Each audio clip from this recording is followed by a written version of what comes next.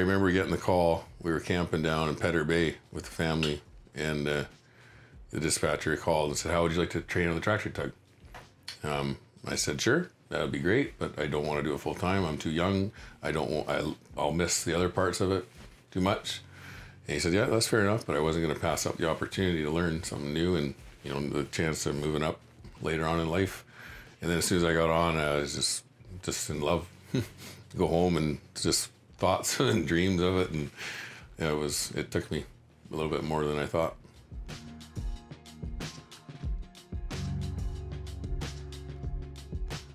But these ones are ASD drives. They're azimuth stern drives. There's two Rolls-Royce azimuth drives, one on each side. They turn 360 degrees. And the conventional tugs are just straight. You usually have a nozzle, and you can turn by either some are nozzles or you got rudders that turn.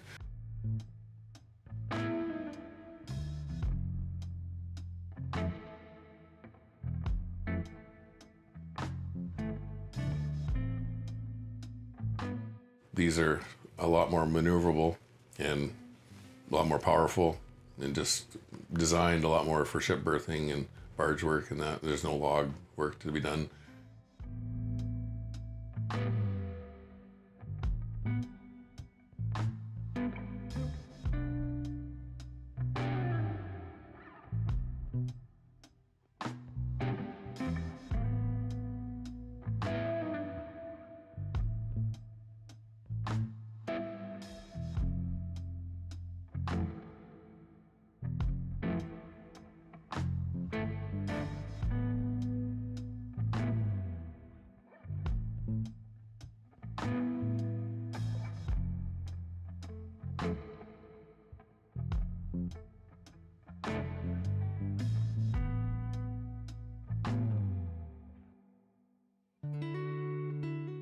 I remember bombing around my little tinny boat and never seeing a log tow or anything. I didn't know anything about them. The only thing I knew was my friend had, his dad had a company out of Ladysmith. They get us to come and do little odd jobs with and stuff like that. And that was all experience I had. And that was May 6, 2000 I started. It was construction most of my life. And then I was actually away in Vegas at climbing Red Rock for my brother's karate tournament.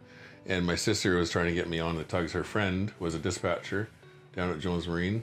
And I tried a little bit ago. Before that, I put my resume in, and it just didn't happen. And then she phoned me up. I just got back from Vegas, and she said, "Do you want a job on the tugboats?" I'm like, "Absolutely." And gave my construction crew 2 weeks notice, and then was dispatched on the Harkin 10 up in Fanny Bay. One guy off, one guy on, and then continued to tow from there. I didn't have a whole lot of experience, but the guys were good, and it's like every job, new job, you learn, and yeah, never looked back.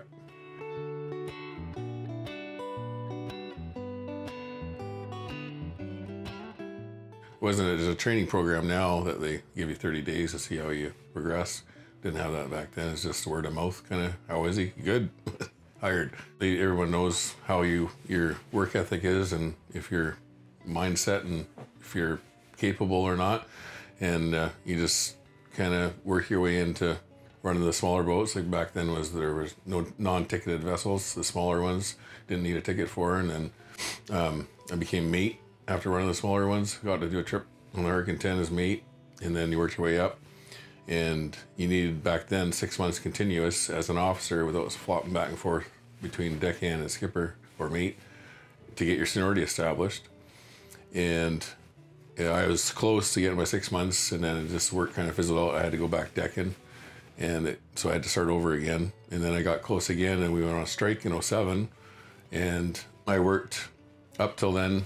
It was so close to getting it, and then we went on a strike. But I got paid as an officer, strike pay, and picketed as an officer, and it just got forwarded through the guild, so I got my seniority. And then in 08, I was in a bad quad accident, and I was off work for 11 months, and they just came out with the 150 Masters ticket then. And my friend called me up and says, "Hey, why don't you take that ticket? Why don't you go get your skipper's license?" I said, "Sure, that's a good idea." So it worked out perfect.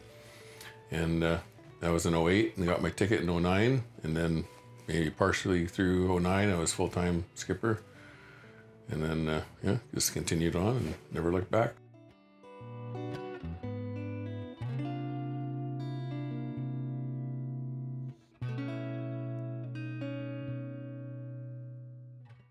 We've had lots of good times, a lot of bad times. You know, just throughout the night you're going across the Gulf with a log tow, and the weather puffs up, and just out of nowhere your log tow breaks, and there's bundles just strewed about. Is not the best feeling. And you know, going through Gabriel Pass, Dawes Narrows with the log tow is quite stressful sometimes. I've run the tow line off the drum on the Hustler 2. I just had put a defect in a couple days before about the brake not holding. We were coming after that was delivered to come to get fixed, and I remember we were waiting weather, and it came morning and the weather looked good, so I ran line from the aft station, set the brake, and then went up to the wheelhouse, and I looked back at the GPS, and all of a sudden it was showing 5.6 knots, and I was like, what the heck? So I saw the winch brake warning sign saying it was releasing, going off, and then by then I hit both throttles astern and came back, and it was right off the drum, hanging off the tow. And I've never had that happen before. Yeah, it's just like a winch like this, but it'll be on the stern, and it's a cable, not the pulley like that. And you have a threshold of how many wraps left on the drum where it'll hold with the winch brake. And once you get past that threshold, there's no holding it. And then all there is Crosby clips. They're just clamps that hold the end of the line to the winch, and that it'll hold the weight of the line, but not the drum free spooling. So it came right off. It was completely detached from the boat and hanging off our tow line, off the head end of the log tow. So it was quite a chore to get it back. We got it back on, and in a couple hours we were back underway, and everything was okay.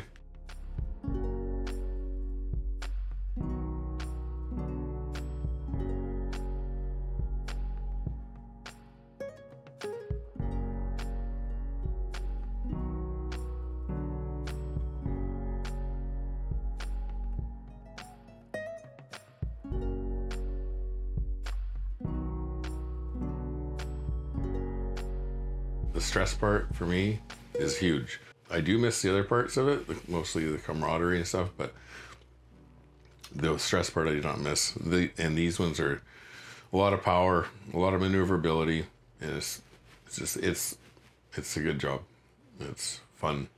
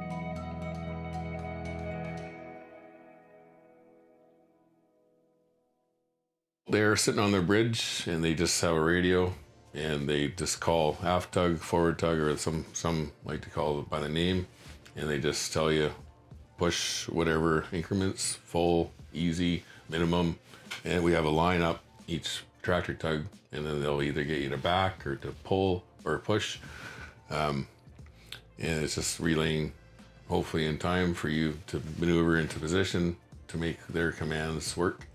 The more intricate the maneuvers they want you to do, the pilots I find are more interesting. Just the basic ones where you barely do anything, it's, you know, it's a little less, it's a little more boring. Some of the pilots just have different situations where they don't require as many maneuvers from us, and it's just kind of, you're just there for emotional support kind of thing.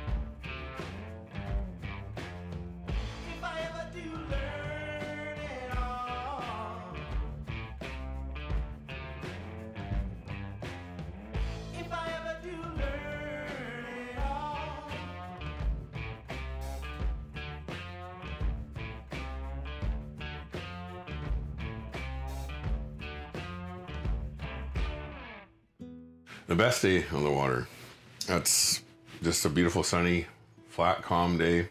And for me, is a busy day. Like you're not just a quick little call out. It's a good, 8-10 hour shift down at Crofton or something and back. Something you get to see some whales, some scenery. Just, I like it when there's a ton of vessels out here in the summertime and just nice calm. And then if you're going south, you get this, notice like the flood smell, and just early summer, late spring, it'll come up through Dodds and you can just smell the fresh ocean. It's just an amazing thing to see and feel and smell. You have your ups and downs, of course, and everybody has their days where you have to go to work and it's not the very nicest, but some days are just makes up for the bad ones. And the guys and the crew and the company, it's just a great company to work for, and I just love it. I just would never want anything different. My wife knows an older guy that runs a tug similar to the David and the Judy over in Vancouver, and I think he's 78, and he was texting me pictures and stuff and asking me, and he's saying he just loves it. He just doesn't want to leave. So I can see myself doing the same.